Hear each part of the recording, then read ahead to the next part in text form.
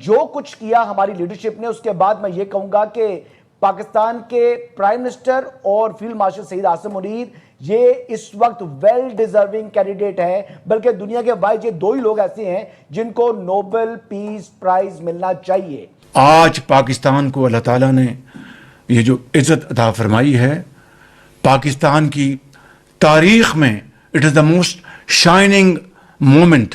Cease fire آگے چلتی ہے کہ نہیں چلتی اس کو چھوڑیں، ہم نے اپنے بچوں کو اور شہر کو چھٹی دے دی ہے، یوم تشکر ہم منا رہے ہیں۔ ٹوکیو سے لے کر لندن تک اور کاسا بلنکا سے لے کے کوالالمپور تک ٹیلی ویژنز اور تمام جو ادارے جو ہیں جس طرح آج پاکستان کا ذکر کر رہے ہیں، اس طرح کا منظر دیکھتے آپ کبھی نہیں دیکھا۔ دنیا کے جس ایئرپورٹ پر بھی پاکستانی اترے انہیں سیلوٹ کیے گئے آگے سے، اور ان کے پاسپورٹ دیکھ کر انہیں پیس میکر کہا گیا۔ اچھا، A few moments later. ابھی بہت ہی چاؤ کے ساتھ ہمارے ہاں جشن شروع کیا گیا تھا کہ صدر ٹرمپ نے ایک نیا دھماکہ کیا ہے۔ لبنان میں اب تک کبھی اتنی شدید بمباری نہیں کی گئی اسرائیل کی جانب سے جو گزشتہ روز کی گئی ہے۔ یار اتنی بڑی تباہی، پوری کی پوری عمارتیں ملیاں میٹ کر دی ہیں، غزہ بنایا جا رہا ہے لبنان کو۔ تو یہ ہے دھوکے پر دھوکے پر دھوکا۔ اور انہوں نے کہا ہے کہ اصل میں مذاکرات کی ٹیبل پر ایران کو لانے والا کوئی اور نہیں، چائنا ہے۔ یہ ایران کے وزیر خارجہ ہیں، یہ شہباز شریف کی ٹویٹ کو کوٹ کر کے کہہ رہے ہیں کہ شہباز شریف نے کہا تھا along with their allies، اور نیچے دیکھیں ہائی لائٹ ہوا ہوا انکلوڈنگ لبنان۔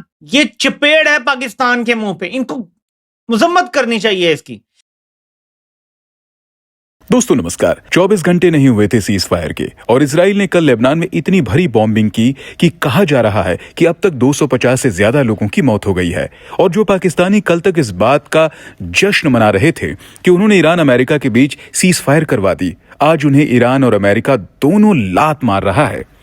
دوستو ہم سب جان چکے ہیں کہ ٹرمپ پہ بھروسہ نہیں کیا جا سکتا، لیکن پھر بھی پاکستانیوں نے ٹرمپ کے تلوے چاٹتے ہوئے ایران کو سیز فائر کے لیے منایا۔ لیکن ہوا کیا؟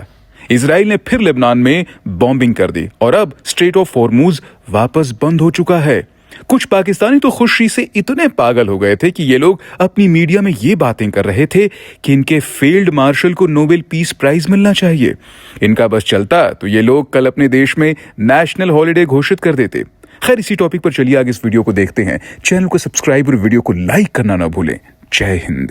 اتنا جشن ایران نہیں منا رہا جنہوں نے، اور امریکہ نے بھرپور حملے کیے، اور امریکہ کہہ رہا ہمیں فتح ہوئی ہے، کوئی امریکی جشن نہیں منا رہا۔ اور دوسری طرف ایران جنہوں نے آپ کے سامنے 40-45 دن وہ بھی کہتے ہیں ہم نے ڈٹ کے مقابلہ کیا، اور ایران کہتا ہے ہمیں فتح ہوئی ہے۔ لیکن جشن پاکستان میں ہے، تالیاں پٹیں جب شہباز شریف بیٹھے اور انہوں نے یہ بتایا کہ راتوں کو جاگ کے، جی ہاں عنوان تھا راتوں کو جاگ کے، انہوں نے کہا میں بھی راتوں کو جاگا ہوں اور کام کیا ہے۔ انہوں نے کہا کہ اسحاق ڈار بھی راتوں کو جاگے ہیں اور کام کیا ہے۔ انہوں نے کہا کہ فیلڈ مارشل بھی راتوں کو جاگے ہیں اور کام کیا، تینوں راتوں کو جاگے ہیں۔ ویسے آپ راتوں کو ہی جاگتے ہیں سارے، میں روز ہی رات کو جاگ کے کام کرتا ہوں، پوری رات ہی جاگ رہا ہوتا ہوں کیونکہ پاکستان کے ساتھ کام کر رہا ہوتا ہوں۔ تو یہ لیکن ان کے حساب سے یہ بہت بڑی قربانی ہے کہ وہ چند راتیں جو ہیں اس میں کچھ گھنٹے انہوں نے جاگ کے اگر کچھ کیا ہے، لیکن بہرحال کیبنٹ کا عنوان تھا کہ راتوں کو جاگ کے ہم نے یہ کام کیا، اور وہاں پر تالیاں بجیں، حضور یہ آپ کا ویژن ہے اور یہ آپ کو سب کچھ جو ہے وہ مبارک ہو۔ اور پاکستان نے، کئیوں نے تو کہا کہ 100 ورلڈ کپ جیتنے سے زیادہ بڑی فتح ہے جو پاکستان کو نصیب ہوئی ہے۔ اچھا، ہو سکتا ہوئی ہو۔ جمعے کو یوم تشکر منانے کا پاکستان نے فیصلہ کیا ہے۔ کیا فیصلہ کیا ہے؟ یوم تشکر منانے کا پاکستان نے فیصلہ کیا ہے۔ اس کے بعد 9 اور 10 اپریل کو بچوں کو اسکول سے چھٹیاں دے دی ہیں، دفتر بند کر دیے ہیں، سرینا ہوٹل کا پورا سرینا ہوٹل خالی کرا لیا۔ وہ تو چلے اچھی بات، مہمان آ رہے ہیں تو انہیں سیکیورٹی آپ نے فراہم کرنی، اس پر نہیں، لیکن بچوں کو اسکولوں سے چھٹیاں، پورا شہر بند۔ مطلب آپ مجھے یہ بتا سکتے ہیں پوری دنیا میں کہیں ایسا ہوتا ہو کہ وہاں کوئی 10-12 بندوں نے پورے شہر میں ایٹمی قوت کا ملک ہو، ایٹمی قوت کا، ان کو اپنی سیکیورٹی کا اتنا ڈر ہو کہ وہ بچوں کو اسکول بھی نہ آنے دیں، دفتروں میں بھی لوگوں کو نہ آنے دیں کہ کہیں سیکیورٹی کا مسئلہ نہ بن جائے، وہ اس چکر میں چھٹیاں دے دیں اور اس کو کور کرنے کے لیے کہیں کہ یوم تشکر ہے۔ پچھلے سال پورے ایک سال میں 365 دنوں میں بچے کتنے دن اسکول گئے؟ 127 ڈیز۔ ویسے ماشاءاللہ جو سپیڈ ہے, عاصم صاحب بھی آپ کو پتا ہے کہ میرا خیال میٹرک یا ایف اے کر کے گئے ہوں گے فوج میں, تو جو سپیڈ ہے اس میں مجھے لگتا ہے کہ اب ہمارے بچے اگلے زیادہ ایف اے کیا کریں گے. آگے بڑھنے والا کام تو ختم ہو گیا, تو ہم نے چھٹی دے دی. اب دوسری طرف فائنینشیل ٹائمز نے یہ سٹوری رکھی جو آپ کو بھی اچھی نہیں لگنی, باقیوں کو بھی اچھی نہیں لگنی. وہ کہہ رہے ہیں کہ وائٹ ہاؤس نے پاکستان کو پش کیا, مجبور کیا کہ آپ ایران کے ساتھ یہ ہماری جو پیغام رسانی کریں اور یہ سارا کام کریں. ایران نے کیا کیا وہ تو ہم نے اسی دن آپ کو بتا دیا تھا. کل پھر صدر ٹرمپ تو ادھار ہی نہیں رکھتے, آپ کو پتا, وہ تو فوراً ہی بھنڈا پھوڑ دیتے ہیں. انہوں نے کل بتا دیا کہ یہ سب کچھ چائنا نے کروایا, لیکن چائنا کوئی یوم تشکر نہیں منا رہا, ہم منا رہے ہیں. میں چاہتا ہوں آپ یہ دوبارہ سنیں. یہ چپیڑ ہے پاکستان کے منہ پہ, ان کو مذمت کرنی چاہیے اس کی. شہباز شریف کو درمیان میں ٹرمپ نے خود ڈالا, دباؤ ڈال کے پریشر ڈالا, کہا یہ پوسٹ کرو. جب شہباز نے پوسٹ کر دیا کہ لبنان بھی سیز فائر کا حصہ ہے, اس کو ذلیل کیا جا رہا ہے. یار جیسا بھی ہے, اردلی ہے, جو بھی ہے تو پاکستان کا نمائندہ ہے یار, پاکستان کا وزیر اعظم ہے. یہ کیا ہو رہا ہے؟ ذرا دوبارہ سنیں کیا کہہ رہی ہے وائٹ ہاؤس کے ترجمان کہ لبنان تو حصہ ہی نہیں ہے ڈیل کا, اور شہباز سے پھر کس لیے ٹویٹ کروایا تھا؟ ذلیل کر رہے ہیں پاکستان کو بھی. یہ ذرا دوبارہ سنیں. Today with dozens of casualties there. Sure. Lebanon is not part of the ceasefire. That has been relayed to all parties involved in the ceasefire. As you know, Prime Minister Netanyahu تمام parties کو relay کر دیا, بتا دیا گیا ہے کہ لبنان نہیں ہے حصہ اس کا. تو پھر شہباز کو کیوں ذلیل کیا ہے بھائی؟ اب ایران شہباز کا گربان پکڑا ہے بھائی. تم نے ہم سے کہا تھا کہ یہ ہوگا ڈیل کا حصہ. اب ایک اور آپ کو بتاتا ہوں. ایران کو بتایا گیا آپ کے 10 پوائنٹ امریکہ نے مان لیے ہیں. یہ کہہ کے ایران کو راضی کیا گیا ہے. اب سنیں وائٹ ہاؤس کی ترجمان کیا کہہ رہی ہے. یہ ذرا سنیے گا, آپ کو پتہ لگے گا کہ امت کی پیٹھ پہ کیسا خنجر گھونپا گیا ہے. already. So let me be clear and correct the record.